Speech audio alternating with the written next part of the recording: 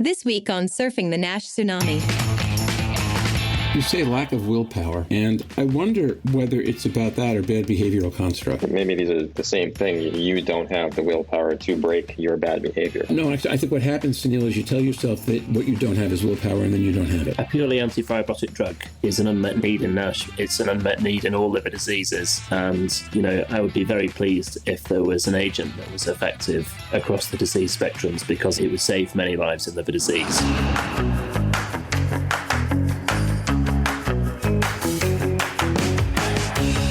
Last week, close to 175 stakeholders from across the global fatty liver community convened to hear 43 speakers address a range of NASH and NAFLD issues at the 4th Global NASH Conference. Join hepatology researcher and key opinion leader Dr. Ian Rowe, liver wellness advocate Louise Campbell, pricing and forecasting guru Roger Green, and GenFit Global Diagnostics leader Suneil Hosmane as they discuss more of the most exciting and forward-looking concepts covered during Day 2 of the NASH Congress on the Surfing the NASH Tsunami podcast.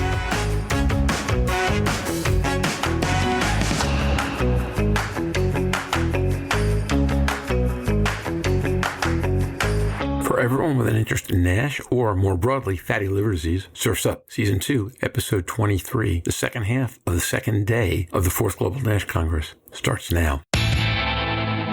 So, welcome back. Yesterday, we shared with you the first half of a very, very long Day 2 exercise that Naeem Al-Khoury, Ian Rowe, Louise Campbell, Suneil Hosmane, and I recorded on Thursday. This is the second half of that. It starts right after Naeem has left to go treat patients, and when you jump in, you will just have me asking Suneil to talk about the papers that he looked at during the conference. We'll talk about lifestyle interventions, both diet and exercise, then how the U.S. Veterans Health System is developing planning for the emerging fatty liver epidemic and what a great job it's doing. And finally, Ian and I will discuss 3 of the developmental drug stories of the day. Hope you have fun, and we will be back Wednesday night with a wrap-up and a couple of conversations between then. For now, sit back and listen. So, go ahead. I'll be brief. So there was 2 that I covered, and just like I butchered a name yesterday, it shall happen again, unfortunately. So Shira Zelbersagi, did I get that right? Okay, I hope so. If you're out there, I'm sorry. But that was the first talk, and I have to say, stylistically, I really like presentations where you give me the punchline first, and then you get into the meat, and you try to convince me of the punchline. So I think so I like that. I was very excited in the beginning. It was like a really nice, there are all these interventions. We know that weight loss is going to be a major driver of benefit, and kind of unpacking that. And then I would say over the course of the entire presentation, I think I became less and less sure of what I knew. And I felt like it's all of a sudden went from a very simple message to an incredibly complex message. I didn't know what the hell was going on. But the one thing I did take away from it was it's not so much, yes, you reduce your caloric intake, that'll pay dividends, but it's not so much how much you're eating, but it's what you're eating. I think the macronutrients, the specifics, it links back to the conversation yesterday around fructose consumption and high sugar diets. So you can become obese from eating oranges. It is doable, right? I mean, calories are calories, and if you're specifically taking a lot of caloric intake that are sugar based, it's gonna do bad things. So she gave a lot of detail on various diet modalities, high fat, low fat, Mediterranean. But I think the take home was what you eat matters, and that was I'm highly oversimplifying, but that's sort of what I took away from it. And weight loss is a driver of benefit in these patients, albeit with some caveats. We don't have a lot of really, really long-term data, which she pointed out. And there was actually a study that she brought in, a meta study in the beginning, where that concept of 10% weight loss may not really be the right thing or way to phrase it. Weight loss does do wonderful things to features of NASH. We do know that, but that 10% cutoff leading to fibrosis benefit, I don't know how right that is. I mean, we looked at the SEMA data, right? And they had high weight loss and not quite that fibrosis signal that we were thinking about. Wonderful things that occurred in NASH resolution, and then you have other instances where you have very, very moderate weight loss, and you see benefits. So I think it's not just how much you're losing, but what you're losing and the composition of what you're losing that matter. That was the first talk. Second talk was Suzanne Norris. It was around this, once again, kind of diving deeper into this notion of nutritional exercise and its impact, biomarkers, and that was in the beginning of the talk, or the beginning of the podcast. I said that metric metric of 7% of people in the EU actively exercise, which was striking. But I like that she dove into it a little bit deeper. And what are the barriers to this? Why are people not doing more? And it's a large one. I'm sure there's many. Is a lack of willpower. So that's an interesting. I mean, we all know this, but to have like surveys and kind of generate data, I think it's very interesting. She went into various interventions, including resistance training and nutritional changes, and interestingly, not always leading to a massive change in BMI, but changing in other changes occurring that manifest in the liver, but maybe not manifest systemically. So, and that need for biomarkers, which I thought was very interesting because I never really thought about it in the context of exercise. I thought you would just step on a scale and that would be sufficient in terms of is it working, but not necessarily. And she started to talk about things like cardiorespiratory fitness and kind of other things related to this. And then I had to unfortunately stop attending that talk to attend another meeting, which was unfortunate. So I want to go back and see if I can watch the rest of that. But I thought it was a very, very interesting talk that I'd like to dig into more. I think there's, many talks that you attend, it's like levels of sophistication. You kind of get the big concept. And then when you watch it again or you hear the content again, you start to kind of peel back more and more details or more subtle points. So that was it for me. One question. You say lack of willpower, and I wonder whether it's about that or bad behavioral constructs. And the reason I say that is if Stephen, when he's on, talks frequently about this whole idea of the U-shaped curve of weight loss, that people could keep weight off for a while, but within a year it comes out back because, and his thing is how many psychologists take to change a light bulb? Does it really want to be changed? But given what I get to see going on in my household every day, and what my wife does for a living, a lot of people who want to do better don't know how to do better. And it really winds up being about habit change and about a different view of behavioral coaching and understanding that the most important organ to losing weight is your mind. And I think exercise is the same thing. You have to do the mental exercise to build the mental muscle to have the physical discipline to keep doing the physical work, whether that work is what you eat and don't eat or how you exercise. I think in the wellness system, they understand that. In the illness system, I think we tend to blame the patient too much, frankly. Well, I think just to put this in context, it was a self-reported questionnaire that was given to patients. They did self-report physical activity, quality of life, fatigue, sleep, depression, barriers to physical activity and motivators to physical activity was the seventh one. And in fact, lack of willpower was the most cited barrier domain. So they were reporting that themselves. I'm not sure that deals with the issue, though. If I don't understand that what I'm calling willpower is in fact bad behavioral construct, one of the things they talk about in a lot of these kinds of behavior modification things is you've got to break the negative self-talk, right? So, well, maybe these are the same thing. You don't have the willpower to break your bad behavior. No, actually, I think what happens, Suneil, is you tell yourself that what you don't have is willpower, and then you don't have it. That if, in fact, you could reconstruct the tasks, you would actually get better response and keep it longer. Now, it's complicated because the healthcare system is not designed to do that. To some degree, maybe dietitians are, but the healthcare system is not designed to do that. And one of the problems is where in the society do you get it done? I think her point obtains insofar as human beings in the Western world are badly underperforming what we need to do to keep ourselves in the shape we'd like to be in.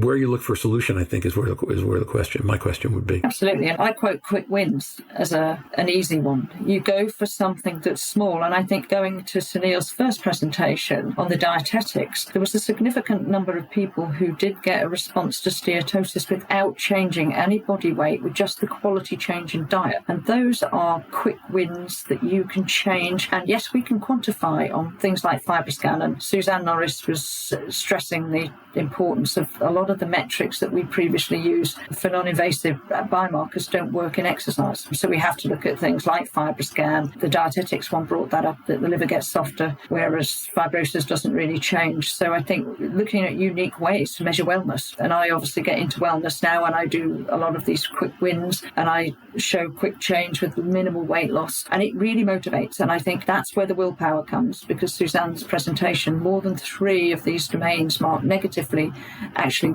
were a massive influence on people not increasing their exercise. So we've got to find something small that's a success. There might be lots of negatives, but each success is a building block. Yeah, and people don't know what they don't know. I mean, look, I'm getting back into the gym now. Every time I see anybody in the gym who's morbidly overweight, I go and tell them that at one point in my life I had to lose 50 pounds, and I did it in small steps, and it's doable. And if there's anything if you ever see me, there's anything I can do to help, talk to me. There are going to be days you're not going to want to do it. There are going to be days you're going to doubt yourself, but people do it. Good for you for getting started. I think people need, more cheerleading and more positive self-talk in those moments. And I don't mean to sound like Pollyanna. Those of you who know me, which is everybody, this podcast at least, if not everyone in the audience, knows that Pollyanna is not something I'm usually accused of successfully. On this issue, I think we probably want to figure it out a little bit. Ian, you want to go ahead? I just wanted to say, really, that if you present people with a questionnaire that has questions like that, then they will pick the thing that they recognize. And society is structured in a way to disincentivize exercise and to help people make poor choices at the checkout or the cash register to say, these sugar-rich, calorie-dense foods are really delicious. I'm going to eat some more of those. And I'm going to come back to policy in a minute, but we really is down to us to advocate for our patients and for society through improvements in diet and exercise and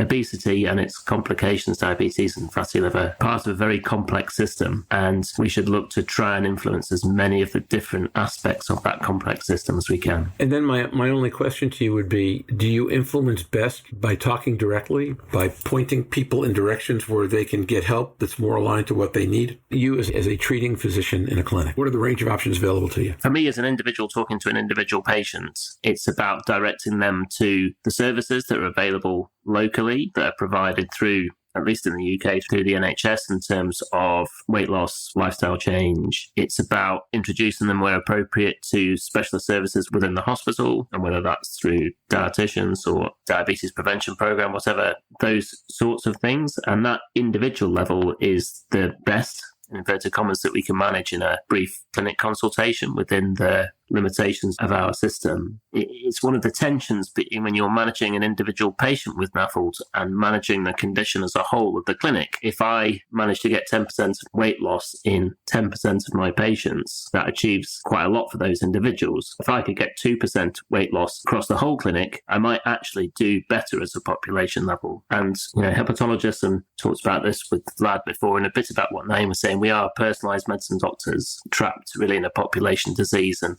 understanding the balance between what you're doing for that individual in front of you and to wider society is really difficult. Other comments, or shall we go on to Ian's review? Okay, Ian, you're up. Well, more of the same from me then. So first talk this morning was from Michael Fuchs, so Population Health Management Strategies for America's Veterans with NAFLD. And with a title like that, I had some preconceived ideas which weren't borne out. And he started in a way that I thought was quite prescient. So he talked about the comparisons between NAFLD and COVID. So the challenges that COVID's provided and the way that health systems have stepped up to those in a way that they perhaps haven't so much for NAFLD, and thinking about what preparedness is like. And particularly, he was talking about being ready on day one when a drug was licensed. And the barriers that he talked about were a lack of disease awareness. I think we all recognise that. A lack of agreement on diagnosis and naming and staging, I guess, to some extent. And there was a talk that I didn't see today from Jacob George talking about NAFLD and MAFLD, which is an interesting discussion, but I'm not sure that controversy over the naming of the disease is really helping anybody. Talking about lack of standardised management and a lack of both national and community policies, which I think goes some way to talk about what we've just been discussing. But really, there was a structure to what he was talking about in terms of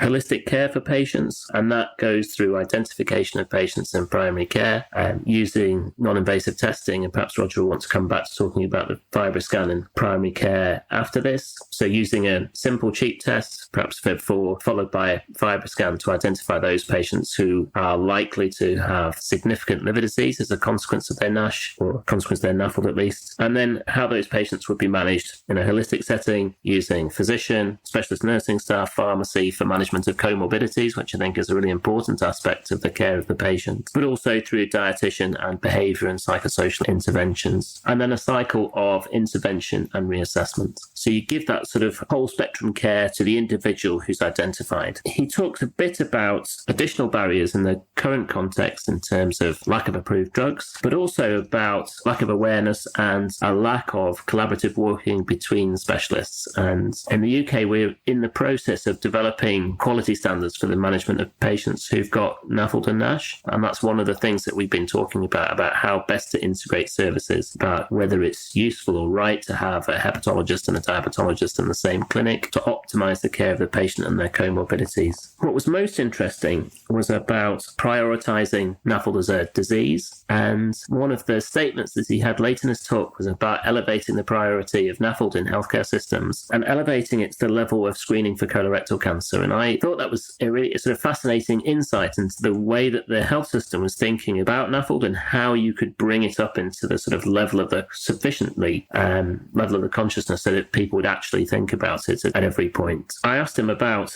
what their plans were for those patients who wouldn't be considered suitable for drug therapy, meaning patients who didn't have advanced fibrosis. His reply was that he thought that everybody would receive drug therapy in the VA, but I suspect that's because he hadn't quite followed the question, rather than he thought that we were going to treat every patient with fatty liver disease. I don't know whether that was what you thought too, Roger. I wasn't certain, but I thought in the context of U.S. healthcare, where payers are threatening to limit access to drugs, that he doesn't have that issue. As he noted in the talk, VA, and as I mentioned earlier in the podcast, VA was able to eradicate Hep C in their system faster than anyone else in the U.S. because they had the leverage to get inexpensive drugs. So while everybody else was wrestling about who was sick enough to get the drugs, he just got a low price and gave it to everybody. And I think that experience probably shaped his answer. I think there is a colloquial issue between the U.S. system and yours and the VA within our system that I think shaped that. There are lots of things he can't get, but that is something he can get. The interesting thing about the FibroScan question was he basically suggested, Suneil, you weren't in this, but I thought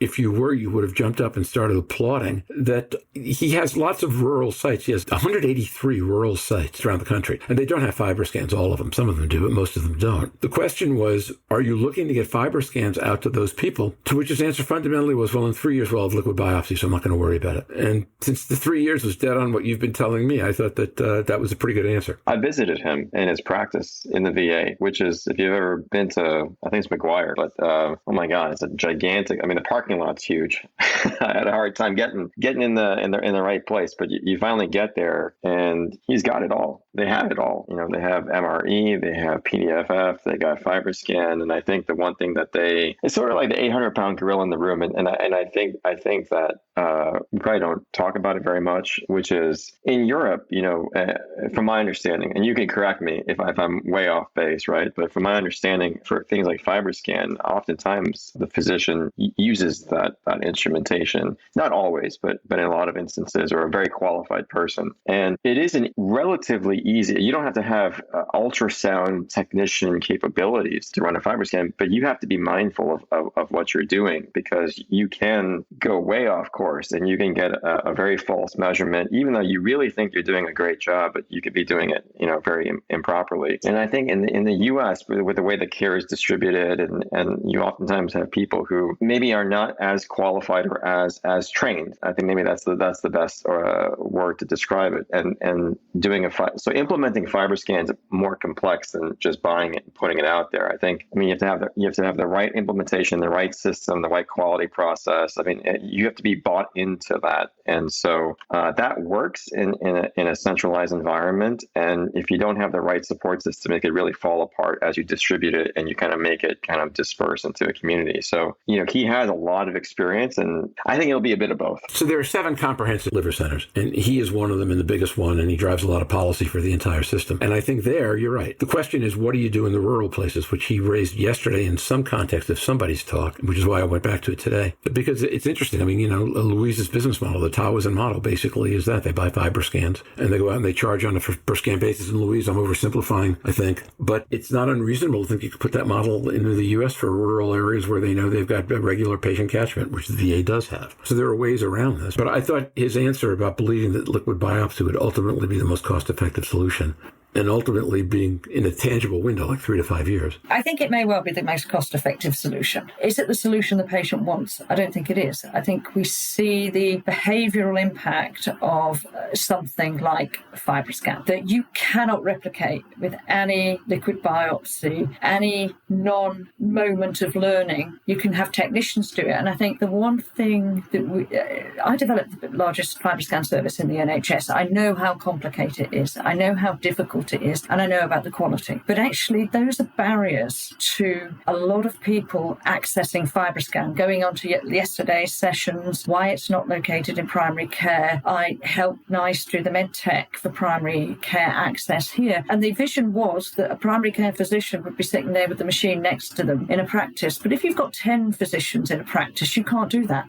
You've got to move it from room to room. It delays the session. There's all sorts of complexities, but it is also about the quality. You've just hit on it. I look at these elastograms and I'm overly fussy about them, but we can centrally read every elastogram that somebody's done to ensure that that quality is maintained, and where it's not, recall that patient. You only need a small phase 1, phase 2 clinical trial where you've got 10% of your FibroScans off because the user doesn't do enough scanning, and it's destroyed your whole trial. So it is now about the quality. Yes, we have all the CapEx. We retain all of that. You just simply buy us straight in. We can do 1,000 scans. We could do 10,000 scans. We can be your permanent service. But we can more or less set it up very, very quickly because we've not got the training. We've already got skilled users and access to skilled users. And that's a different model. And that's what you're talking about that they need access to in the US, and they can devise that. So for what it's worth, by the way, my offline answer to Michael on that question was where you started, which is I asked him how confident he was that at any point in time a blood biopsy would be capable of providing the motivation to patients who were not data geeks. That if somebody's really into data, you just give them a number, they run after it. But if they're not really into data, then noted to your thing about the FibroScan experience and how you can motivate people using the FibroScan in a way that you can't simply with numbers. I think all this has to get worked out. And I think there's a place for both, frankly.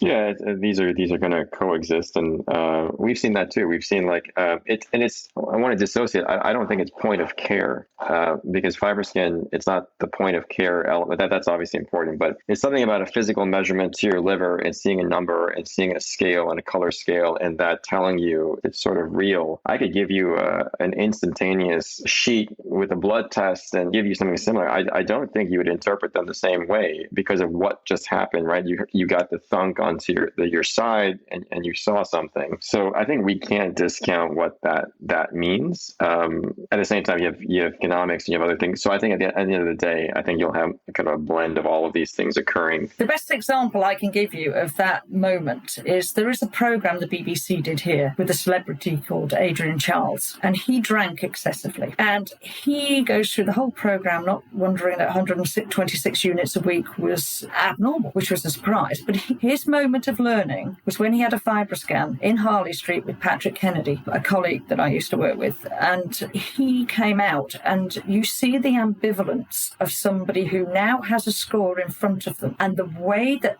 was his defining moment. That made him sit up. You don't get that. But it was a very good example, and I can't remember what the program's called, but it's Adrian Charles, My Battle with Alcohol or something like that. Ian might know better, but it shows that moment of your life changing. It makes sense. Look, all the theory around everything says moments of truth are pivotal. And moments of insight and all that. I think that's right. But on the other hand, if you can't afford to get somebody in front of a FibroScan every month or every other month, then you can use the FibroScan at key moments and then use blood biopsy to track all the way through and figure out how to make the numbers add up in people's minds so they can use them, which is, I think, kind of the thing when Suneil says there's not one solution. Everything has a place. Ian, did you have another paper that you covered, or was that it? I did the Madrigal presentation as so well. Why don't you talk about that for a moment, and that'll be an interesting bridge into what I'm going to do. So I guess the link between these two talks was that, Michael Fruits wanting to be ready for drug on day one, and Madrigal really being in a strong position to be that drug on day one. And this was a sort of summary of or an update on the ongoing phase 3 studies of resmetirom. I guess the thing that really piqued my interest was not necessarily the proposed registration study, the Maestro NASH study, which was interested to hear that they'd almost completed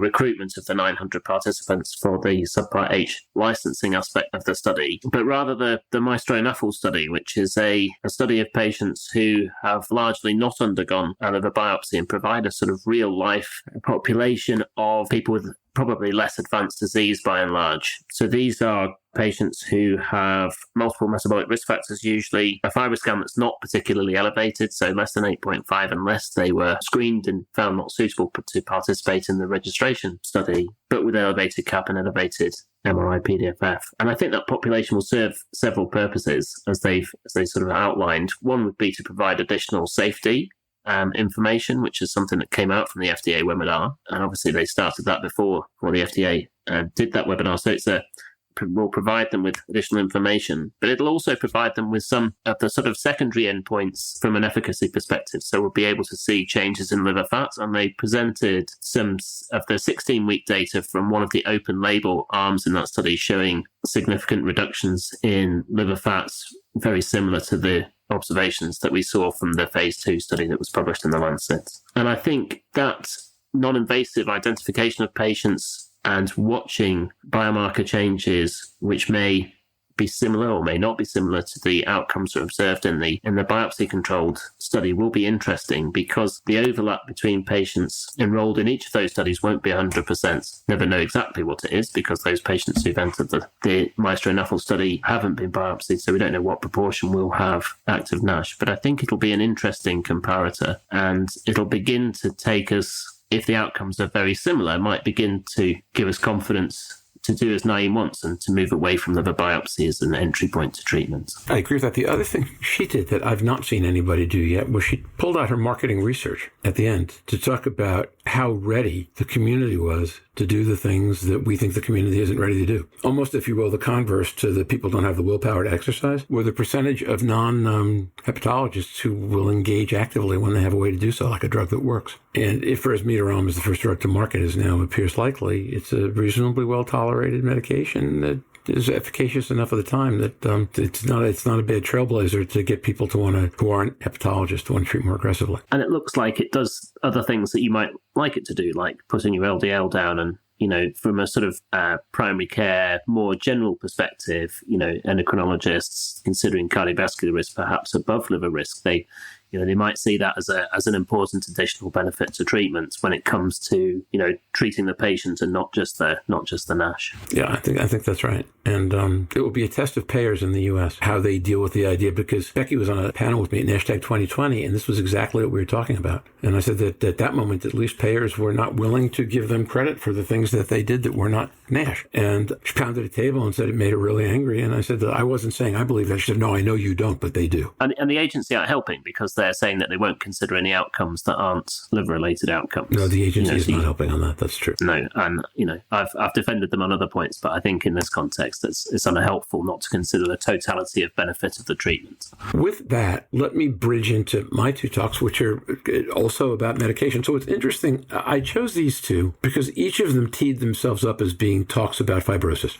But they're very, very different talks about fibrosis. The CRV431, the Hepion drug, was originally developed for Hep C because it's a potent antifibrotic. It was designed to attack cyclophilin A. It winds up attacking 10 of the 17 cyclophilins. One of the things that Patrick went through was the importance of tracking A versus B versus D, that each has a different role to play in the fibrosis process, but if you can attack all three, that's good. And then he built a whole bunch of models, AI, neural net, multifactorial, to demonstrate all the ways that this drug as a potent antifibrotic could attack fibrotic issues and territories. Now, there are a couple of other things going on. There's some suggestion. They're only to the end of 2A, so they've not looked at this in enough patients yet to know how to separate the theoretical from the real. But there are theoretical clues that it might have an impact on LDL, it might have an impact on cancer. But the real point is it's a multifactorial approach directly on fibrosis. There was nothing in that talk that suggested that they were going after a metabolic solution. This is an all-points attack on fibrosis. So the converse is aldafermin, where NGM framed it as a fibrosis talk. But in fact, that's entirely about metabolism. So they were sharing the results of their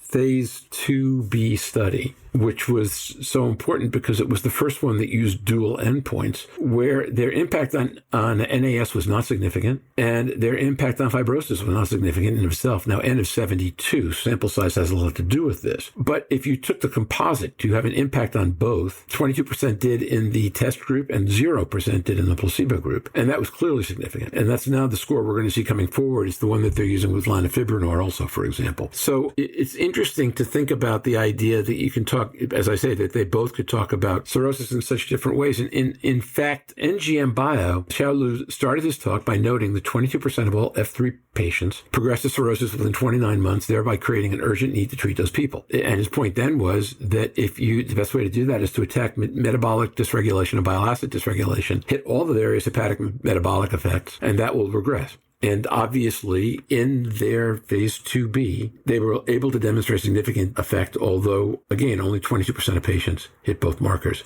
in the 24 weeks of the study. Will it get better as when they do a longer study? It well might, And then they also pointed out that there were significant effects on AST and PRO-C3, not just on ALT. They think the drug will have they hope the drug will have a negative impact on LDL, but they did have patients with significant LDL increases. They gave them rosuvastatin. It resolved. What was interesting, though, is that none of the results that they were reporting were over that 50% threshold where you say, okay, this makes sense as a generalized solution. Maybe the FGF21s have a shot hitting that. I don't know that we've seen anything else that's been in a lot of patients that does. So that was what they did. As I say, Hepion, completely different approach. Right. First of all, he walked us through all their data in exceptional detail. I really did feel like I was drinking out of 3 fire hoses at once, and on top of which Patrick is a brilliant guy who talks faster than I do. And so it was a lot to keep up with, and the heat maps and the multivariates and the neural nets and all that. But his point basically was that what they're doing is they're dedicating this to attack cirrhosis. There are people who said to me that if this had gotten to market before the DAAs, this might have been a $10 billion drug in Hep C, because it may be that potent antifibrotic. The people who said that to me are not Hepion people. So we'll see what they produce. But there's a lot of excitement about the drug, precisely because it is a purely antifibrotic. But it's interesting to see these two different approaches to what fibrosis is. And the other point is that neither of them is looking at F4. They're both really in F3. So I don't know if CRV431 would be a cirrhosis drug, right? That is where the most pressing need is. I think these issues will resolve as time goes forward. Ian, I don't know. You were in both of those with me. I don't know what else there is to say without going into the data in detail, which I'm not sure we have the time to do. The NGM data is all out there, and the Hepion data is a little bit hard to explain. Am I missing anything that you thought was important? No, the description of being walked through that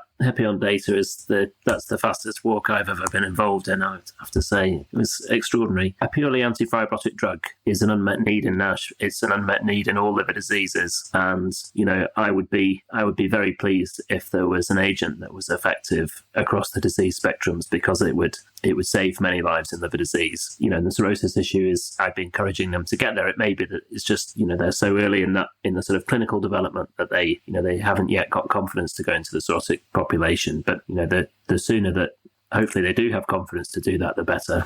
I have a question that it came from it's a totally different thing. I've never forgotten it. It came from an ad board. So we were doing an ad board on NIS4, and we were having all these discussions, and the topic of cirrhosis came up, which was a tangent, but an important tangent. And the basis for the comment was fibrosis is the only thing that matters. And anyway, whatever. That was a discussion that was taking place. And then so I said, because current thinking is if a patient's cirrhotic, for example, and you treat them for HCV, and we know that they'll achieve SVR most likely, and then over time they'll regress, and that F4 may turn into F3 over time, maybe in some individuals, or certainly in non-cirrhotics the fibrosis can regress. But if the patient's cirrhotic, you kind of always treat them as a cirrhotic because they still may have risk of HCC, and you're kind of always viewing them in the lens of an HCC, a cirrhotic patient, kind of in perpetuity. So if you had a drug that actually reversed fibrosis in a cirrhotic patient, would you treat them and manage them as a non-cirrhotic moving forward, or would you still screen them for HCC and still screen them for all these other things because they had that history? So Suneil, this is a plug for our May 19th episode. When we had Miles and Nuruddin on talking about cost effectiveness in March, we wound up in a discussion specifically about upgrading and downgrading of therapy as the disease resolves. The taping date is May 17th. If you're free that day and you'd like to join us, this is my invite to do so, because that's exactly what the conversation is going to be. How do you manage in and how do you manage out? Because the health economics of using the same agents for somebody who's in late F3, advanced cirrhosis may be bordering on compensated cirrhosis or compensated cirrhosis. And what you want to do, if you can bring those people back to F2 or F1, are very, very different. And it winds up being the whole thing. What do you treat for? What do you manage for? What do you track? So that is that episode. And if you're free to join us, great. If not, come listen in with everybody else. You don't even have to commit to that today. We can talk about it later. But I think that's a really important issue. And it's one that we're going to come to in the next couple of weeks. Ian, Louise, other thoughts? That will be a really interesting episode to consider, sequential therapies, both in terms of improving trajectories and otherwise. One of the other missing pieces in the jigsaw that the non-invasive diagnostics can provide in terms of prognostication is a continuous measure of absolute risk of complications, and the improvements that you would see with an antifibrotic, obviously you'd need to follow those patients to see what the absolute risks are, but the later in the cirrhosis, the greater the absolute risk at the beginning, and probably the risk reduction is different for liver failure than it is for cancer. So we saw in hepatitis C, and we see in hepatitis B that with effective antiviral treatment improvement in fibrosis, that your risk of liver failure is reduced very close to zero, whereas your risk of liver cancer persists. The difference between viral hepatitis and the non-viral hepatitis is that the baseline absolute risk of HCC is much lower. So the economic case for continued surveillance, if you had a resolution of cirrhosis with an antifibrotic, would be quite different, I think, in the context of NAFLD and NASH. That's very helpful, and there's these continuous scores to do this. At least from my precursory knowledge, is like the Gallup score, and using multiple biomarkers to look at HCC risk. And it'd be interesting to put those into some of these cirrhosis trials to see whether not only are you seeing a movement from a fibrosis perspective, but are you attenuating any of that HCC risk, which would once again just strengthen that position. So that'd be interesting. I think for me also, it's about how that definition and diagnosis of cirrhosis was made. I think we've seen with hepatitis C, we broadened the range of FibroScan, for example, and dropped it to 11.5. There are a number of people now on lifelong surveillance based on an arbitrary score who were never cirrhotic. Quote yesterday was 95% pickup for if you've got a kilopascals of over 20 in NASH. If you've got hepatitis C, it would be slightly higher than that. So this is the one place that I would probably argue for biopsy-proven cirrhosis and monitoring or different techniques, because I think the lower cutoffs for FibroScan to define cirrhosis, 9 out of 10 may not be cirrhotic but end up on expensive surveillance. So for me, it's a caution because we extrapolate the limits for it and for different diseases. So I'd be more confident on biopsy-proven. Ian, that's an interesting expression on your face. Go ahead. Yeah, it's a very good illustration of what happens when you have an effective drug. And so we used that, what seems like a really rather low FibroScan cutoff, to be as sensitive as we could so that we could offer treatment to as many people with advanced fibrosis as possible. The downside of that was, as Louise said, that some patients who had a low risk of future HCC were then enrolled in surveillance, and it's been quite difficult to stop that for rather obvious reasons. But I'm sure the same will be true when a drug for NASH is licensed, that there will be changes to the way that we currently identify patients and thresholds that we use to the benefit of the patient so that we can offer them treatment. Yeah, so I'm told by people who are doing some of the work that they're confident that we're going to be able to get some very tight bands using MRE around cirrhosis and level of cirrhosis-related risk. And if that were the case, then that might be preferable to biopsy, but a way to classify what we're talking about. A comment I had at a NASH biomarker conference years ago, like 3 years ago, was I wished that the same could be said for MRE. I said it about FibroScan at the time, is like if we could push all of our FibroScan data, to a central place, and you could begin to kind of play with it to understand trade-offs as you went from a low cutoff to a high cutoff. What would that mean in terms of sensitivity and specificity? Because everyone's optimizing for a slightly different thing, and none of these are wrong. But for the MRE side, I think it's the same issue. Is you have a two-dimensional map of data. And at the end of the day, we only want one number. So how'd you go from the 2D data to the one data point, right? I mean, that translation, unfortunately, is different in every radiology center. How many ROIs are you picking? What's the size of the ROIs? Okay, you eliminated these vessels. I didn't. I wish there was a central. I think that's what's missing, is some sort of central method or some central analytical process or place. Because if you did that, you would easily get to what you're saying pretty fast. But in the absence of that, I think you'll see, these little nuances will affect the interpretation of the data, will affect our determination of cutoffs, and we're going to still kind of be searching until academic politics or medical politics imposes a guideline, and then in fact, whether it's right or wrong, as long as it's good enough, it's what everybody will do. I think that's fair. It returns to the issues that biopsy has given us, and that is discontinuous stages and arbitrary cutoffs, where I think we've got sufficient information now to provide continuous risks, and we could understand that for decision making, then I think that would make life a lot more straightforward, and we wouldn't have to say at the moment there's just a great big line in the sand. At the VA presentation, below 8 never gets seen by a hepatologist, and above 8 you do, and that doesn't seem That doesn't seem logical. So yesterday, Ian, we wound up on the other side of this issue, which is, are we being too hard on, are we expecting too much from the NITs? And Suneil basically took a position similar to yours, and I took a position that isn't in stark disagreement, but it was as long as you've got a 30% indeterminate zone and you don't have 0.95 or higher on each side, people are going to think that's an awful lot of gray. One number, almost by definition, is the wrong way to do this, as you point out. But before we really trust these things, we're going to have to tighten the band of uncertainty a lot tighter than we've got it right now. We need to understand what the outcome is. What's the outcome to the patient is decompensation, HCC, liver-related death or heart attack or stroke. And we're seeing data, and we've had data for some time now that shows us that continuous measures, whether it's elastography, whether it's platelet count, whether it's FEV4, they are each related to those, and converting that into a risk for a patient rather than saying you've suddenly got, yesterday you didn't have cirrhosis and today you do. That's increased your risk of having a liver-related event this year from 2% to 15%. That's not right.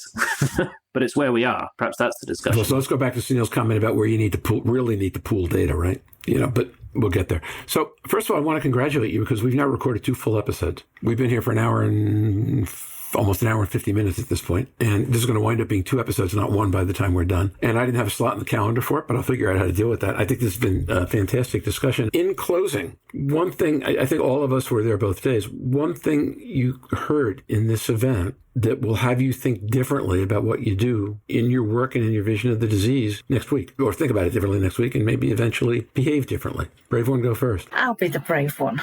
I suppose for me, it was something that Suneil said earlier when he was looking at the dietetics presentation, started off really, really nicely and then went into lots and lots of data and wasn't sure where his diet was good. And I can share that same thing. The more I looked at it, the more I look on the slides, the more I ended up on the meat, the butter, and at times the sugar, with very few of the good side. I just have a fibre scan and I know my liver health, but if it's hard for us, then it's hard for everybody. But so I'm going to make a difference to try and eat more of the good and less of the bad.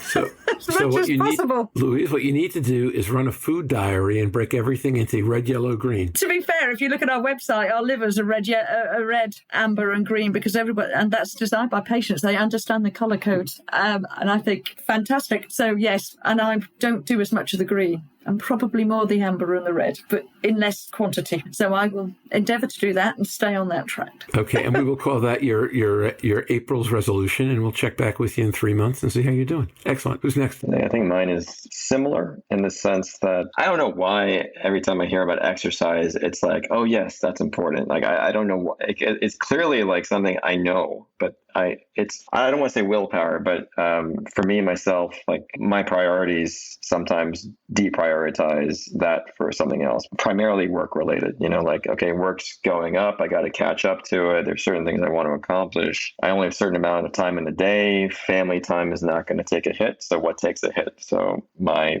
exercise or whatever you want to call it, my physical activity takes a hit. I think I will try and prioritize block parts on my calendar off so that I have time to dedicate to those type of things, because I don't want to call it pessimism, but I've learned that, the only thing I can truly control is my local universe, which starts with me. And if I can get myself healthy and my family on a good track or healthier, that's I can control that. So I think that's what I'll probably focus on this next couple of weeks is not to make short-term changes, but what can I modulate as a long-term change. So occasionally I coach people on that stuff. If you want to chat offline, I'd be happy to walk through it with you. I don't know the answer, but I do know some of the questions. So I'd be happy to do that. I'd be happy to. Okay, good. Ian? Well, I think hearing about those 2 talks about diet and exercise makes me think that we need to try and simplify the messaging, about diet particularly. What are the messages that have the greatest impact? When are they best delivered, and by who to have the greatest impact? Suneil, after hearing a presentation, was more confused about the complexities of dietary composition, quantity, and ultimate outcomes. Then I think it's our job to make it easier. I think my close is an expanded version of that. That we've spent an awful lot of time in this podcast in some things that are interesting, but not necessarily accessible even to treating physicians. If you don't know the research, you don't know the research, and we're probably well advised, I'm probably well advised to start to think about how we make this a little more broadly accessible to a broader audience, because a lot of people are trying to figure this out and we need to help them do it. And with that, let me thank the three of you and Naeem in absentia for a fantastic conversation. As I say, I think it's going to wind up being 2 episodes. And I don't think we're going to talk about business news today. I think we're just going to thank everybody for joining, and we're going to hop off. Thanks, you folks. Thanks, Mike Wilson, who somehow has to make sense out of all this today, and Eric and Polly and everybody else, and the listeners. And thanks to Global NASH for giving us the ability to be part of their conference. We will be back on Monday with a Global NASH wrap-up, although we may use Monday for the third one of these episodes. We'll see. At any rate, everybody who's listening, have a great weekend. Stay safe, surf on, see you on podcast. Bye-bye now. Have any questions for the surfers? You can send them to questions@surfingnash.com, and we will answer on episode 24 or on the website. Join us again on Wednesday, May 5th, when Manal Abdulmalik, Naeem Al-Khoury, and Ian Rowe sit in with Louise, Suneil, and Roger to discuss high points and key takeaways from the 4th Global NASH Congress, right here on Surfing the NASH Tsunami.